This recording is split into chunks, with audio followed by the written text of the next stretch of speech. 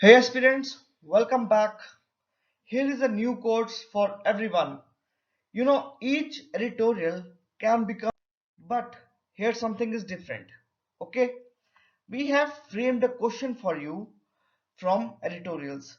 As each editorial can become a perspective question, so we frame a question related to each editorial and we give you perspective, content, and near appropriate answer for that. तो अब फायदा क्या है? अब फायदा ये है कि एडिटोरियल्स से क्या निकालना है, उसके साथ क्या क्वेश्चन बनता है, तो ये एक बहुत ही इंटरेस्टिंग सा पार्ट बन गया है। तो हमारा ये नया इनिशिएटिव आपको डेफिनेटली पसंद आएगा। So for that hit the subscribe button and let start with 16th to 18th February 2022 question answers discussions. Okay, so let's do it now. 16 फरवरी के आर्टिकल में हम लोग देखेंगे the pathology of school closure in India, very important article. Okay, and the importance of caste data. और आगे अगर हम लोग देखें तो ये एक आर्टिकल है गेमिंग एंड बैनिंग पे। तो ये एक आर्टिकल जो कि हमने काफी डिटेल में डिस्कस किया है, इसका काफी कम यहाँ पे कंटेंट है बट हमने काफी डिटेल में डिस्कस किया है। ओके, नो आर्टिकल ऑफ 17 फरवरी एडिशन। तो इसमें हमने कवर किया है a case for a more federal judiciary, it's देखने को मिलेगा। इसका क्वेश्चन हमने डिस्कस किया है यहाँ पे। एक और क्वेश्चन हमने डिस्कस किया है after the budget crypto signal India awaits response, right. This deals with the union budgets recommendation of imposing 30% tax on cryptocurrency in India. So these two articles we are covering on 17th February. Now comes to 18th February, an interesting article and highly relevant for a civil service examination. India has still to get a good grip on road safety. So this article is related to road safety. एक article है इसमें etching a trade line to bond beyond oil. ये article हमने already cover किया है और इस article का जितना भी कंटेंट है ये हमारी आपको 4th to 6th फरवरी की वीडियो में आपको ये आर्टिकल मिल जाएगा। Fine. Now, is the post-Cold War security order changing? We are covering this article through our answer writing program. तो प्लीज आप हमारे आंसर राइटिंग प्रोग्राम को भी देखें, उसका लिंक हमने जो है हमारे डिस्क्रिप्शन में दिया है। So let's start with our first article. Now let's deal with first important topic, banning on online games.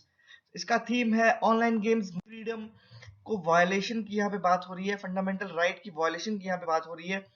और इस आर्टिकल को पढ़ने से पहले मैं आपको बताऊंगा कि इस आर्टिकल में बात की गई है ऑनलाइन गैम्बलिंग और स्किल बेस्ड गेमिंग प्लेटफॉर्म्स, यानी कि rummy, poker, fantasy sports etcetera जैसी गेम में जिसमें risking of money on an uncertain event is associated, जिसमें पैसा एसोसिएटेड है अनसर्टन इवेंट को लेके।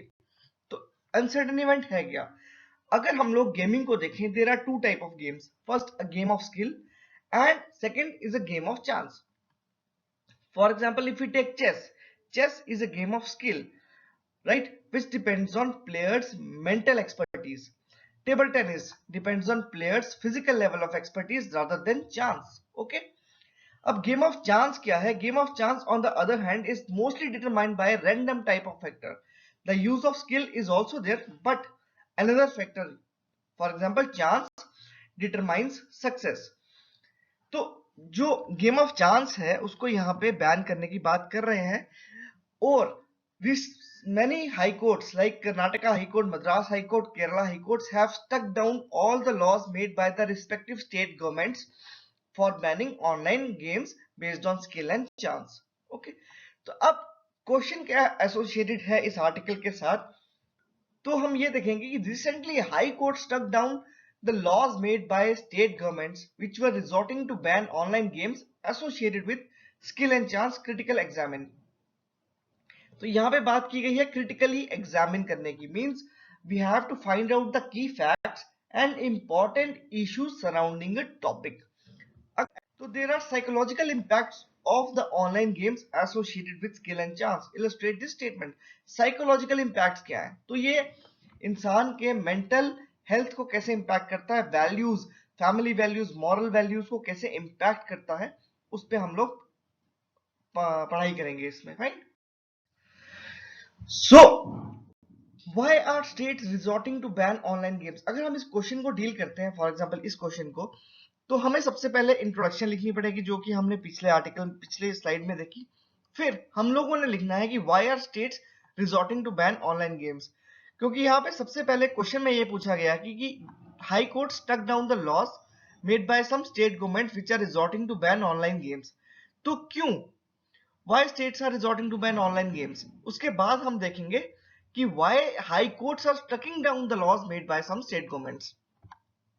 तो सबसे पहले अगर हम लोगों ने फैक्ट्स देखे, तो अगर हम ये देखें कि क्यों बैन करना चाहते हैं, तो स्टेट गवर्नमेंट्स ये बिलीव करती हैं कि online games like rummy and poker are addictive in nature and when played with monetary stakes leads to depression, mounting debts and suicides. Okay, ये लाइन जो है ये आप यूज कर सकते हैं आपके साइकोलॉजिकल इम्पैक्ट्स के साथ भी। Okay, instances where youngsters faced with mounting debts due to loss in online games have committed crimes like thefts and murders. This is also you can use with the psychological impact. तो जब आप answer लिख रहे हैं तो आपको इन्हीं lines का यूज करना है। ओके, कोई हार्ड एंड फास्ट रूल नहीं है, you can use another lines but these are the lines which are directly from the editorials, so you can use these lines because these lines have credibility associated with it. Third, online games are susceptible to manipulation, क्योंकि कभी क्या होगा कि online games जो है वो automated machine या robot चला रही होती है इंस्टेड ऑफ अदर प्लेयर्स, तो there is no fair opportunity for an ordinary user to win the game, right? According to Karnataka government, many have taken their own lives and families ruined as a result of gaming addiction and indebtedness.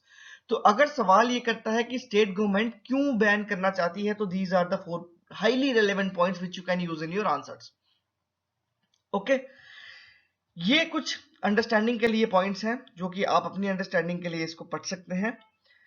तो अगर हम लोग ये देखें कि on which grounds did the Karnataka high court strike down the online gaming laws, ठीक है, Karnataka police act जो था, जो कि कर्नाटका हाई कोर्ट ने स्टक डाउन कर दिया 3 मेजर ग्राउंड्स की वजह से, 3 मेजर रीजंस की वजह से। पहला, violation of fundamental right of trade and commerce, liberty and privacy, speech and expression। तो it's a very important fundamental right, अगर ये वायलेट हो रही है तो लॉ का तो कोई काम ही नहीं है उसमें।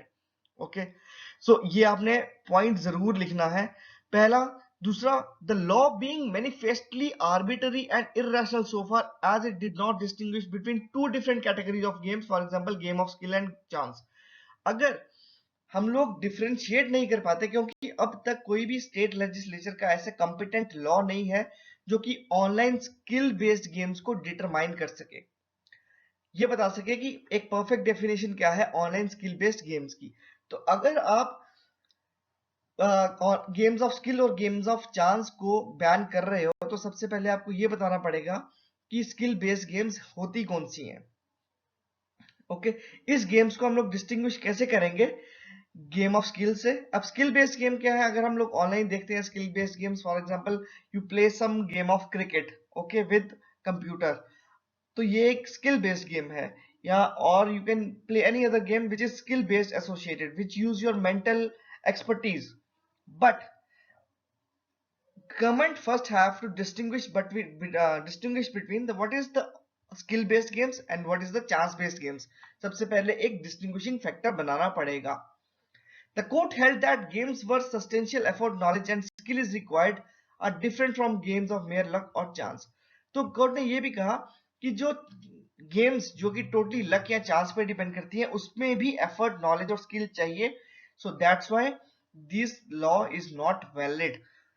High court also rule that अगर इसमें मनी एसोसिएटेड है तो it is associated with right to trade and commerce, ठीक है। तो अगर इसके साथ right to trade and commerce associated है तो हम इसको बैन नहीं कर सकते because it also violates the fundamental right. Also state government has no evidence और data which says that how which a committee of experts can use for studying the particular issue।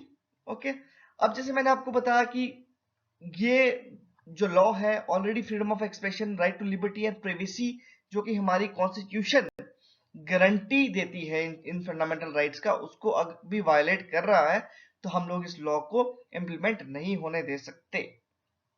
Okay, तो ये points अगर आपको पूछा जाए कि why on what grounds did the high court strike down the online gaming law, so online gaming laws की justification ये है, ऑनलाइन गेमिंग अगर सर्वाइव कर रही है अगर ओटीटी प्लेटफॉर्म्स पे, तो उसकी जस्टिफिकेशन ये है, these are the reasons why online games are still surviving on the play stores और the app store. Okay, so important point, is regulation of online gaming a better solution?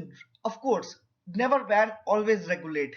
This is the funda of governance. Okay, so and on ये आपने जरूर लिखना है जबकि question आएगा कि of course suggestions में रेगुलेशंस को लेके, और आपको इस तरीके का क्वेश्चन आएगा तो आपने इसमें भी उसको लिखना है. An outright ban may not entirely curtail the playing of such online games with or without stakes. Okay, तो कुछ इसमें स्टेक्स हैं जो कि दिए हैं. For example in 2017 Telangana has banned online games for stakes, but it has seen a spurt of illegal और underground online gambling apps which most of which originate from China or other foreign countries and accept payments from players through dummy companies or hawala channels. So if these games are not allowed to play, so there are many other channels which will survive instead of these games. Fine.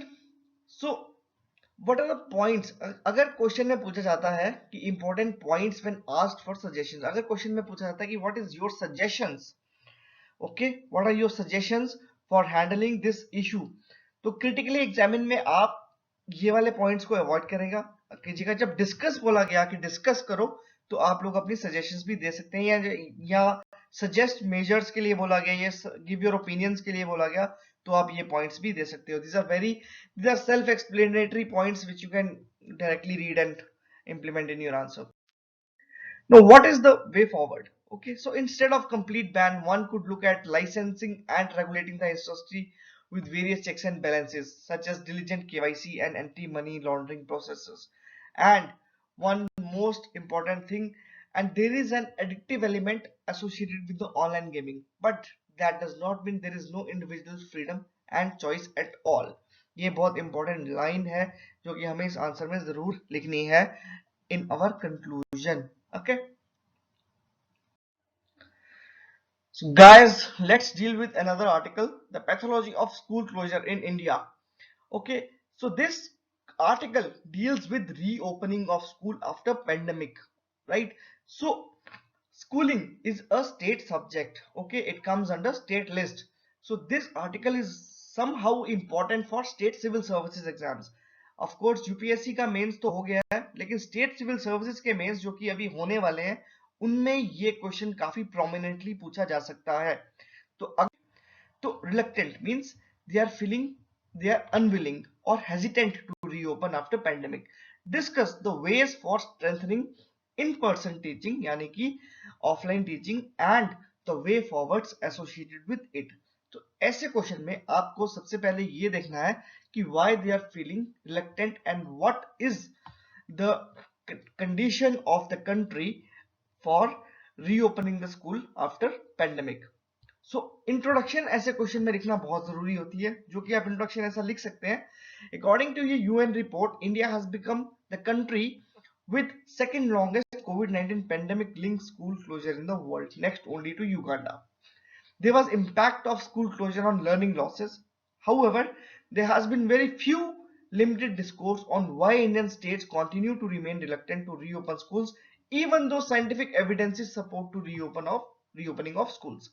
सो इस introduction को आप mould करके according to crisp introduction आप लोग देख सकते हो. Okay, सो इस क्वेश्चन का अगर पहला पार्ट है तो why Indian schools remain reluctant to reopen. Okay, तो Indian schooling they are remains reluctant to reopen post pandemic time. तो कुछ पॉइंट्स हैं जो कि हमें लिखने होंगे इस टॉपिक के पहले पार्ट को कवर. पॉइंट ये है कि there is a widespread misinformation कि थर्ड वेव बच्चों को ज्यादा अफेक्ट करेगी, इसलिए वैक्सीनेशन का वेट करो. राइट, वैक्सीनेशन का वेट करो बच्चों को स्कूल में भेजने से पहले. तो इस नोशन ने पेरेंट्स को डरा के रखा है. Second, occasional incidents of children being hospitalized are shown repeatedly on television channels to sensationalize the matter and gain TRP. तो हम लोग न्यूज से ज्यादा प्रभावित होते हैं, तो this one of the reason that parents they are not willing to send their children to schools. Third, option of small section of privileged parents and self-proclaimed representatives of their associations. बहुत बहुत associations organizations हैं जिन्होंने एक बना लिया कि हम लोग पेरेंट्स एसोसिएशन है, ये है वो है, बट उनकी वजह से पोर और मिडिल क्लास जो बच्चे हैं उनकी in person teaching ultimately hamper हो जाती है and they will get ultimately deprive of right to education, right. India में इतना डिजिटल डिवाइड है, इतना ज्यादा यहाँ पे इंटरनेट पेनिट्रेशन नहीं है, हर बच्चे के पास मोबाइल फोन नहीं है, इसलिए डिजिटल एजुकेशन इतना सक्सेसफुल रूरल एरियाज में स्पेशली पॉसिबल नहीं है। एंड दैट्स द रीजन कि हमें यहाँ के मिडिल और लो क्लास बच्चों को, जो लो क्लास इकोनॉमिकली जो lower and middle class students हैं, उनको हमें स्कूल में भेजने का ज्यादा से ज्यादा हमें कुछ ना कुछ गवर्नमेंट्स को प्रावधान ढूंढना पड़ेगा। The government's response at all the levels to misinformation was delayed and arguably insufficient. Politicians in most states played to the gallery and used the opposition to reopen schools as an excuse to delay school reopening. So this is a very political angle related to this question. Okay, the experience of the second wave has shaken the trust of the average citizen in the government and its institutions. So these are the things which are, for many months after the initial closure of schools, there was almost no planning and discussion on the need for objective criteria to reopen schools. So there is no basic criteria. That's why schools remain reluctant. एक proper schools को confident नहीं है. Schools के पास एक proper मैं कहूँगा कि उनके पास proper authority नहीं है, proper वो responsibility नहीं ले सकते कि अगर वो school open करते हैं और बच्चे आते हैं, अगर किसी बच्चे को बाय चांस कुछ हो गया, then who will be responsible, whether parents, school or government? So this is the big issue lying. Now what are the initiatives taken by the government? तो recently बजट में ये प्रपोज किया गया one class one TV channel, जिसमें हर subject के लिए एक अलग टीवी चैनल डेडिकेट किया गया, और एक सर्वे है स्कूल जिसमें ये कहा गया कि TV based education programs are completely off in person teaching. तो अगर क्वेश्चन में अगर ये पूछा गया कि जैसे हमने क्वेश्चन ये डिस्कस किया था, इस क्वेश्चन में हम लोग इसका सर्वे कर सकते, ये सर्वे मेंशन कर सकते हैं that TV based education programs are completely ineffective. Completely word को हम लोग इसमें नहीं लिखेंगे और ये नहीं बोलेंगे कि one class one TV channel program जो है वो कंप्लीटली इनइफेक्टिव है, ये हम नहीं मेंशन करेंगे, बट ये स्कूल सर्वे जो है हम लोग ये मेंशन कर सकते हैं, राइट। क्योंकि हम बात कर रहे हैं कि ऑफलाइन प्रोग्राम्स, ऑफलाइन स्कूलिंग जो है उसकी इंपॉर्टेंस क्या है कंट्री में, राइट। तो सोल्यूशन अगर हम लोग देखें, adopt PERI. What is PERI? ये एक ऐसी स्ट्रक्चरल अप्रोच है जिसका फुल फॉर्म है prepare, engage, reimagine and innovate. It is very important structured approach for functioning of any institution at full capacity. तो आप लोग ये पेरी अप्रोच कहीं पे भी यूज कर सकते हैं, तो अभी हम इसको स्कूलिंग में यूज करेंगे। क्या है? प्लानिंग चाहिए, ठीक है। The necessary planning and everyone developing a perspective on the risk of COVID-19 is essential. In case of rise in COVID-19, every state need to develop a roadmap to prevent avoidable disruptions. Hence, all of us have to become a stakeholder, including parents, and raise awareness about the importance of in-person education and the concept of holistic child development. This is very important. We have to focus on the holistic child development that will help in countering any misinformation and bring learning on track. So what are the way forwards associated? इस question में ये पूछा गया था कि what is the way forwards associated.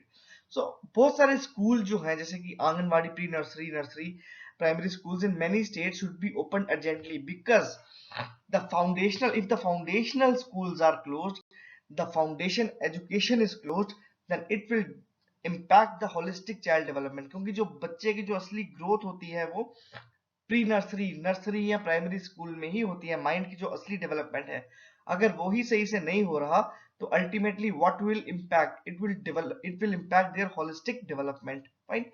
तो ये points हैं जो कि अपने वे फॉरवर्ड्स में लिखने हैं। फॉर एग्जांपल, हमें वेंटिलेशन चाहिए, हमें स्कूल में हेल्थ सर्विसेज चाहिए, हमें कंपनसेट करना पड़ेगा जो कि ऑलरेडी लर्निंग लॉसेस हुए हैं उनको होलिस्टिक चाइल्ड डेवलपमेंट के साथ। तो अल्टीमेटली ये आप लोग लिख सकते हैं। इसका कंक्लूजन बहुत अच्छा है जो कि आपको अल्टीमेटली मेंशन करना है अपने आंसर में, तो ये एक मैंने आपको आंसर लिखना बताया। स्कूलिंग का अगर कोई क्वेश्चन आएगा तो आपको कैसे उसको डील करना है मैंने आपको आज बताया। Okay, now an article deals with the importance of caste data.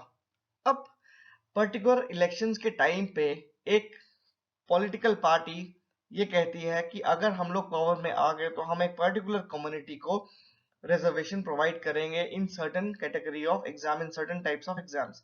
लेकिन अगर हमारे पास कास्ट का डेटा होगा, कास्ट रिलेटेड डेटा होगा, तो हम लोग इस चीज को आराम से समझ सकते हैं, कॉन्स्टिट्यूशनल वैलिडिटी के बारे में जान सकते हैं कि वेदर जो पॉलिटिकल पार्टी प्रॉमिस कर रही है कि वेदर इट इज लेजिटिमेट और इलेजिटिमेट, वेदर ये फुलफिल कर पाएगी या नहीं कर पाएगी। तो इसलिए एक इंपॉर्टेंस है कास्ट डेटा की। इससे क्या होगा कि गवर्नमेंट प्रॉपर रिजर्वेशन पे भी काम कर पाएगी और जो फॉल्स प्रोमिसेस हैं उनको भी हम लोग आराम से टैकल कर पाएंगे। ये जो आर्टिकल है ये क्यों इतना हाईलाइटेड है, क्योंकि रिसेंटली सुप्रीम कोर्ट ने ये कहा कि 27% कोटा जो है वो ओबीसी से रिलेटेड वो नीट एग्जाम में रहेगा। और सुप्रीम कोर्ट ने ये कहा कि ओपन कॉम्पिटिटिव एग्जाम्स जो है वो एक इल्यूजन है इक्वल अपॉर्चुनिटी को लेके, लेकिन जो असली प्रॉब्लम है वो है freedom to pursue such education and societal prejudices को लेके। ठीक है, इनइक्वालिटीज है एजुकेशन फैसिलिटीज को लेके। तो सुप्रीम कोर्ट ने ये कहा कि अगर ओपन कॉम्पिटिटिव एग्जाम बना दो तो उससे क्या होगा, इक्वल अपॉर्चुनिटी की बात नहीं होगी। हमें जो इनइक्वालिटीज हैं एजुकेशनल फैसिलिटीज को लेके हमें उस पर भी बात करनी होगी। तो कोर्ट ने ये कहा कि disparities access to good education or financial constraints alone, this is very important line, you can use it in your answers, it extends to psychological and social development due to inherited cultural capital of castes। तो supreme court ने इस चीज को tackle करने के लिए psychological and social development of particular caste, इस चीज को टैकल करने के लिए इस 27% कैटेगरी को रिटेन रखने के लिए मान्यता दी। So what is the need for caste data?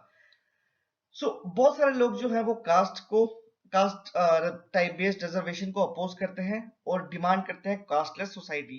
अब justice ji D Y Chandrachud ने ये पॉइंट किया था कि कास्टलेसनेस यानी कि कोई भी कास्ट बेस्ड रिजर्वेशन नहीं हो वो प्रिविलेज्ड है अपर क्लासेस के लिए, because they can afford and they have good social political and economic capital to gain anything.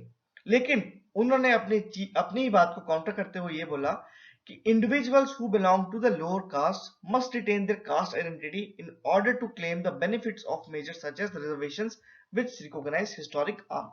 तो जो लोग जिनके पास अपर कास्ट है वो लोग अपनी सोशल पॉलिटिकल और इकोनॉमिक कैपिटल की वजह से आगे बढ़ सकते हैं, और जो जिनके पास लोअर कास्ट है वो अपनी रिजर्वेशन की वजह से आगे बढ़ सकते हैं। तो उन्होंने कास्टलेस सोसाइटी को टैकल करने के लिए ये दो स्टेटमेंट्स दी थी। फाइन। जो आर्टिकल का जो मेन थीम है आपको समझा रहा था, the caste and class politics ruling our country today, क्योंकि बहुत सारे प्रोमिसेस आते हैं रिजर्वेशन को लेके हर किसी पॉलिटिकल पार्टी के द्वारा। जैसे कि सुप्रीम कोर्ट ने एक स्टक डाउन किया था रिजर्वेशन, जो कि मराठा कम्युनिटी को रिजर्वेशन प्रोवाइड करा था महाराष्ट्र में 50% से ज्यादा। तो रिवर्स रिजर्वेशन के बारे में सुप्रीम कोर्ट ने ये कहा, उन्होंने ये कहा कि it observed that when more people aspire for backwardness instead of forwardness, the country itself stagnates, which situation is not in accord with the constitutional objectives। Okay, तो ये कहा गया कि जब कंट्री बैकवर्ड जाने की बात करेगी इंस्टेड ऑफ फॉरवर्ड, तो अल्टीमेटली क्या होगा कि पूरा का पूरा कंट्री ही बैकवर्ड हो जाएगा, which is against constitutional objectives, right. So data concerning the scheduled caste and scheduled tribes have been included in the census and there is no similar data on OBC. So there is a need to collect data on OBC. The socio-economic and caste census conducted in 2017 has been called faulty and unreliable. So there is a need to review it. Okay. तो अगर हम लोग cast data की बात कर रहे हैं तो मंडल कमीशन की रिकमेंडेशंस पे भी क्रिटिसिज्म था कि ये जो रिकमेंडेशंस है it's totally based on personal knowledge and not on surveys, proper surveys. Okay, Indira Sahani case में भी ये कहा गया कि इसमें प्रॉपर असेसमेंट नहीं हुई है, थोड़े से ही लोगों को लेके इसका जो प्रॉपर एवेल्युएशन हुआ था, so it must be review again. Even national commission of backward classes का भी ये क्लॉज है जो कि ये कहता था कि हर 10 साल में रिवाइज होनी चाहिए, रिव्यू होनी चाहिए लिस्ट, जो कि अब तक डेटा कलेक्शन को लेके, रिकमेंडेशंस को लेके, तो ये हम अपने आंसर्स में इंक्लूड कर सकते हैं। Fine. Now an article dealing with federal judiciary, इसका टाइटल है a case for a more federal judiciary. तो गाइज अब इंडिया में सुप्रीम कोर्ट है और बहुत सारे स्टेट्स के रिस्पेक्टिव हाई कोर्ट्स हैं। ओके, अब इन सब में बैलेंस मेंटेन करने के लिए, इन सब में अगर इम्बैलेंस आ गया है कई केसेस को लेके, तो इस आर्टिकल में वो इम्बैलेंस को एड्रेस किया गया है और ये कहा गया है कि कैसे हाई कोर्ट्स को एम्पावर किया जाए दोबारा। फाइन। तो इसके साथ ये बनता है, there is a need to examine the Indian judiciary and the need to strengthen the federal nature of our judiciary, critically analyse. अब क्रिटिकली एनालाइज मतलब हमें इसके की फैक्ट्स निकालने हैं और जितने भी इश्यूज एसोसिएटेड हैं इस टॉपिक के साथ वो भी हमें फाइंड आउट करने हैं। ओके, अब फेडरलिज्म है क्या? It's a mid point between unitary and confederation. Mid point है, यूनिटरी मतलब सेंटर इज सुप्रीम, कन्फेडरेशन मतलब states are supreme. Okay, so federalism की अगर हम लोग बात करें तो सुप्रीम कोर्ट ऑफ इंडिया ने ये कहा था, the federalist nature of our country and is the part and parcel of the basic structure of the constitution, कि जो फेडरलिस्ट नेचर है हमारी कंट्री का वो पार्ट और पार्सल है हमारा basic structure of the constitution का। ये बहुत इंपॉर्टेंट है।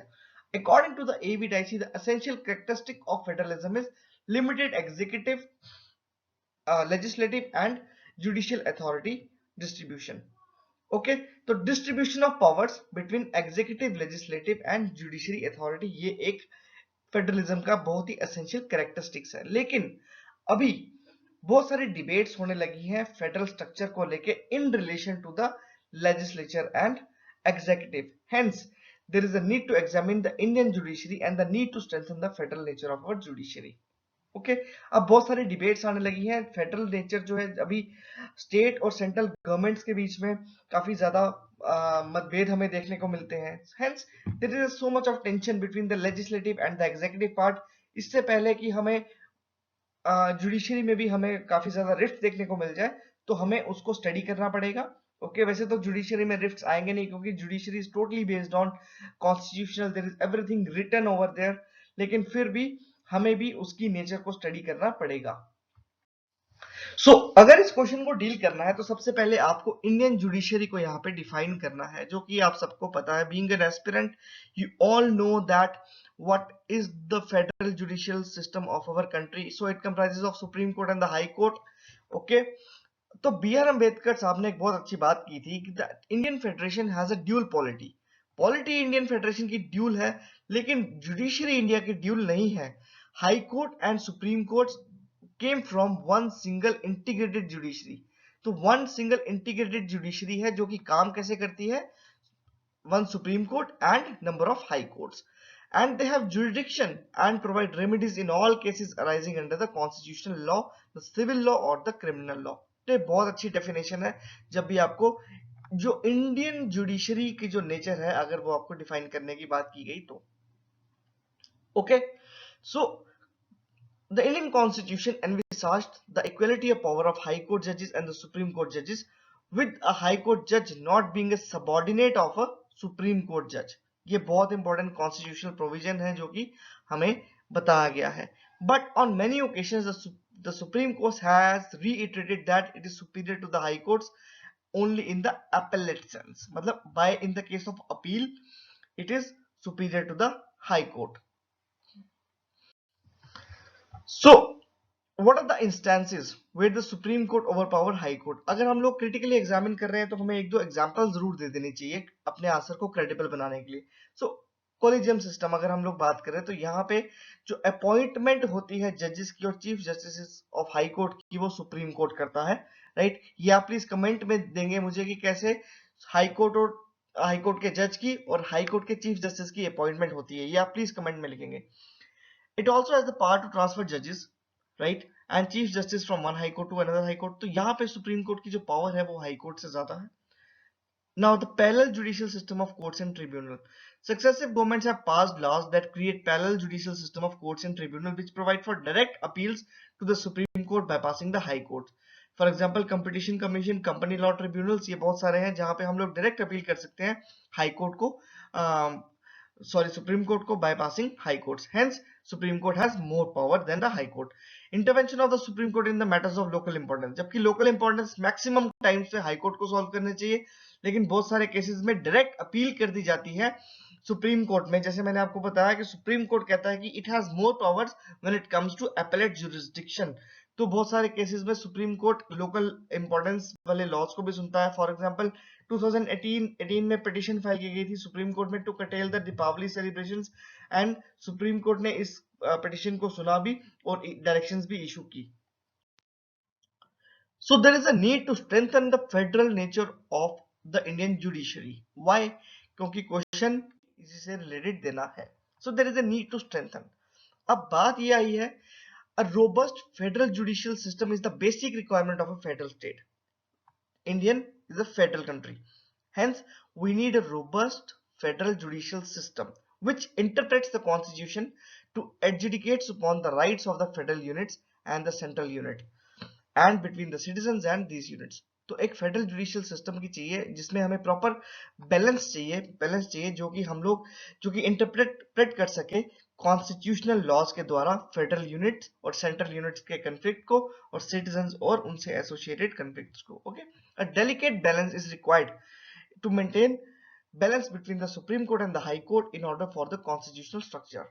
Okay, the need for this balance was underscored during the emergency, and the High Court stood out as a beacon of freedom even as the Supreme Court failed in its duty. During the times of emergency, when the High Court stood out as the beacons of freedom even as the Supreme Court failed in its duty, ये एक बहुत important line है जो कि abuse कर सकते हैं answer में.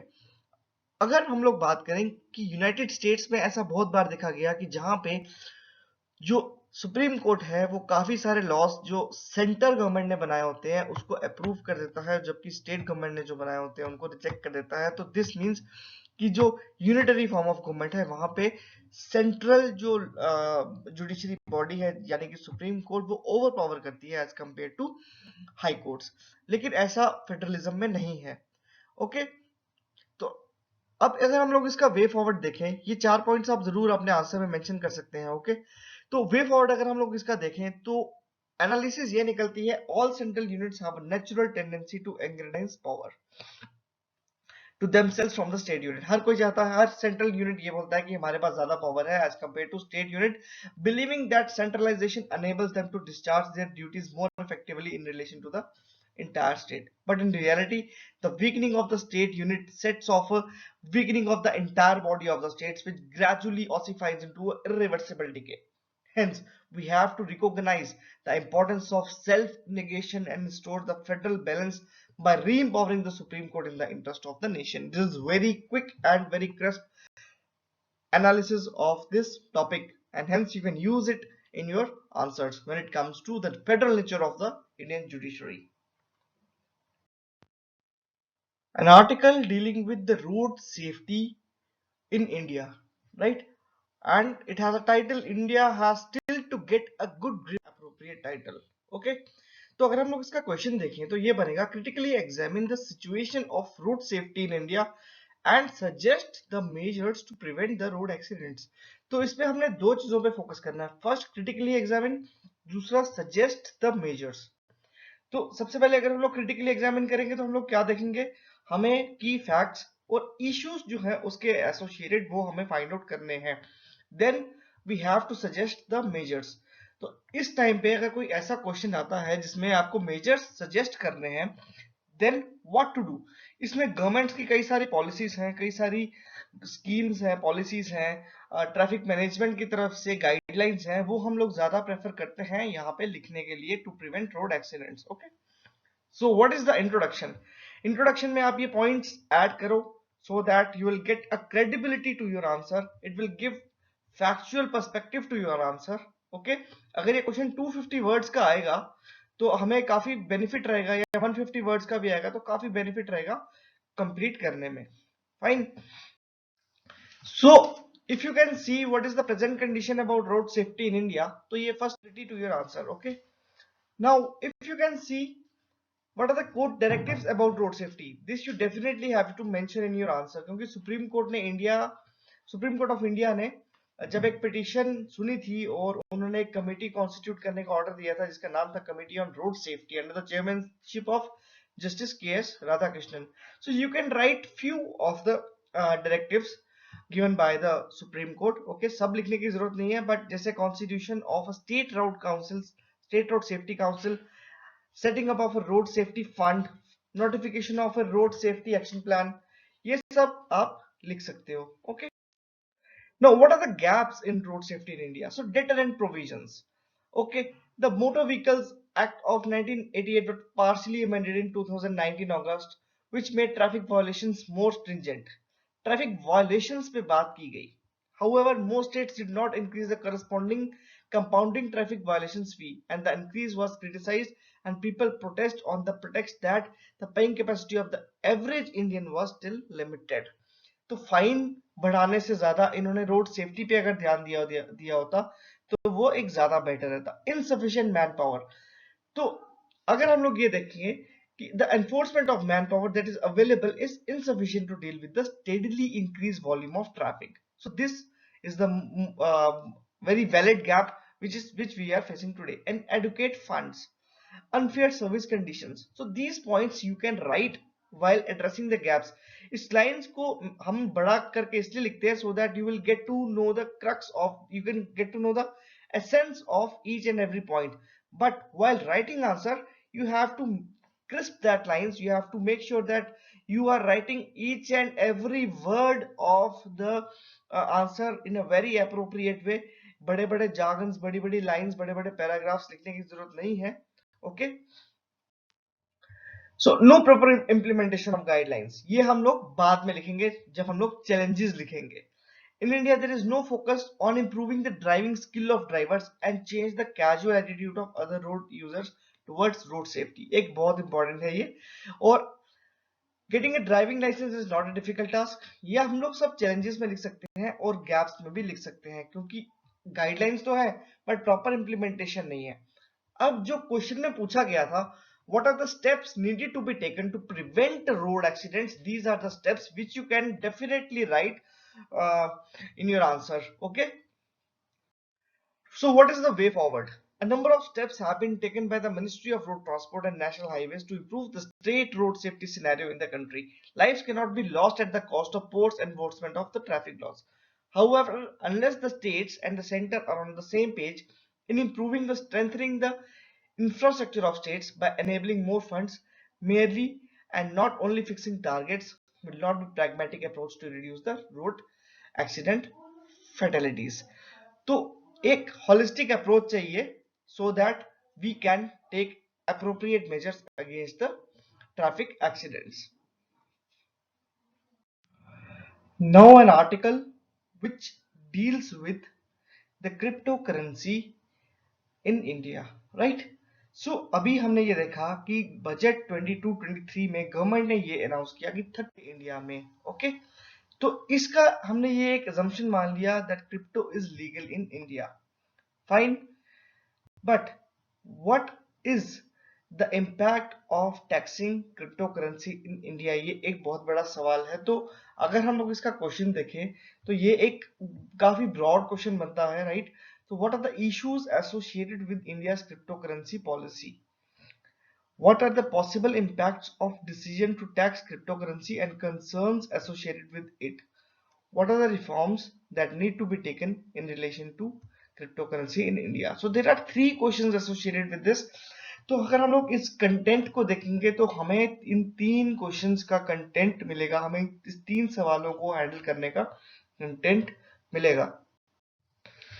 First is, what is the issues associated with India's crypto policy? First, there is a fundamental lack of clarity in all the aspects other than taxation. हमें ये नहीं पता कि इसकी लीगैलिटी कितनी है, राइट? इसका बैकअप कितना है.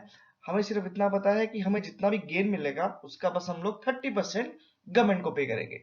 But the most amazing thing which we have seen that central bank of digital currency is proposed by the Reserve Bank of India, which will definitely help in pushing the adoption of digital currency, but it will defeat the fundamental purpose of cryptocurrency, which is decentralization. तो fundamental क्या है digital currency का कि it works on a blockchain technology जो कि decentralise purpose पे काम करती है, राइट। लेकिन अगर सेंट्रल बैंक खुलेगा डिजिटल करेंसी का, it means the reserve bank of India will mint the digital currency and we अब तक तो हम लोग इसको एज अ लीगल टेंडर की तरह यूज कर पाएंगे, लेकिन डिजिटल करेंसी का मेन एस्पेक्ट ये है कि एनीवन कैन माइन इट, तो ये एक डिफीट करेगा इसका purpose. So what is the impact of taxing digital currency, ये जो हमने 5 पॉइंट्स यहाँ पे दिए हैं, it is very important when you say that what are the impacts of taxing digital currency in India. सबसे पहला तो है ये कि it will definitely impact the India's one financial cum economic system, okay, and the activities of crypto startup might be legitimized and formalised legally. This would enable them to access the necessary support system which might not have been available previously. Third is the high tax rate would inevitably hamper the willingness of investors. ये दो थोड़े से positive points है, ये थोड़ा सा critical point है कि the high tax rate would inevitably hamper the willingness of investors to convert cryptocurrency into the national fiat currency. But it may also open up more doors for technological savvy and innovation minded investors. And the extremely high tax rate and the fact that the losses could be offset would motivate investors to look for the alternative means of sorting, storing and undertaking transactions in cryptocurrency. तो ultimately हुआ क्या कि हमारे financial cum economic system को एक root मिला, एक affirmation मिली, क्योंकि हमें ये तो पता है कि टैक्स रेट हाई है, लेकिन अब हमें ये पता चल गया है कि हम लोग कुछ जो रिस्क थे, जो एक इंडिया इसको कब इलीगल घोषित कर दे, जितने भी डिजिटल करेंसी होल्डर्स हैं उनको कब इंडियन गवर्नमेंट क्रिमिनलाइज करार कर दे या कुछ भी उनकी करेंसी को जीरो वैल्यू कर दे, तो वो एक जो नोशन था वो खत्म हो गया। एटलीस्ट हमें इतना अब पक्का पता है कि बेशक टैक्स रेट हाई है, लेकिन हमारा जो रिस्क है वो अब खत्म है। So it is a very good thing, and such transformations this is very important. Such transformation would involve DEFI. It is decentralized finance activities such as stocking, lending, and providing liquidity, among others. This will definitely help in building up of India's crypto financial ecosystem in the long run. तो DeFi जो decentralised finance activities हैं, जैसे कि stocking, lending and providing liquidity among others, ये जो activities हैं DeFi से, वो हमें डेफिनेटली हेल्प करेंगी इंडिया की क्रिप्टो फाइनेंशियल इकोसिस्टम को बिल्ड अप करने में। So what are the concerns associated? Concerns ये है कि small and medium sized enterprises and lower and high net worth individual is going to find it most difficult to access the DeFi ecosystem because of the substantial barriers posted by the tax rates. अब जो lenders थे, जो investors थे, उनको मुश्किल हो गया क्योंकि हाई टैक्स रेट्स है, और इसलिए जो इतनी भी वो इनकम यहाँ से गेन कर रहे हैं वो अब इन्वेस्ट या स्टॉक नहीं कर पाएंगे काफी या तो फिनटेक्स में, या तो एडटेक्स में, या तो स्टार्टअप्स में। Okay, there is no liberalized system, no incentives provided to them, and lack of infrastructural installations are the main concerns. So what are the reforms to be taken? तो ये जो reforms हैं ये काफी अच्छे हैं, जो कि हम लोग लिख सकते हैं हमारे आंसर्स में। तो ये 6 पॉइंट्स डेफिनेटली आप लोग इस्तेमाल करें आपके आंसर्स में, जैसे कि systemic and real reforms are needed to be taken. Reduction of tax rates in the future. Okay, there is a need to curb speculative bubbles surfacing in relation to the currency.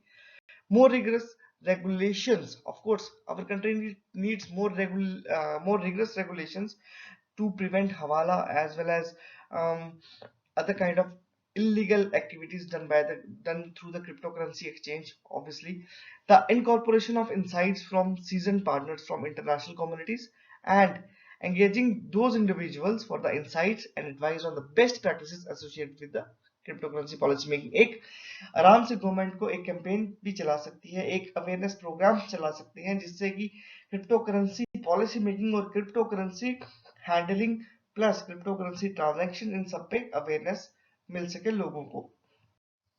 And what is the way forward? Systemic reforms are by no means easy, but they are critical as an amplifier of the success that India has already occurred in the field. Okay, so as a flourishing and dynamic democracy, India deserves an empowered and mobilized middle class of consumers, investors, and crypto minded citizens who can imbibe their civic engagement and economic activities with cryptocurrency in contributing towards a brighter and better political future of all in India. So this is very important, uh, you can say, conclusion and way forward deals with the cryptocurrency situation in India. So thank you guys. Please comment and subscribe this channel, and please share this thing with your friend. Thank you so much. See you next time. Bye bye.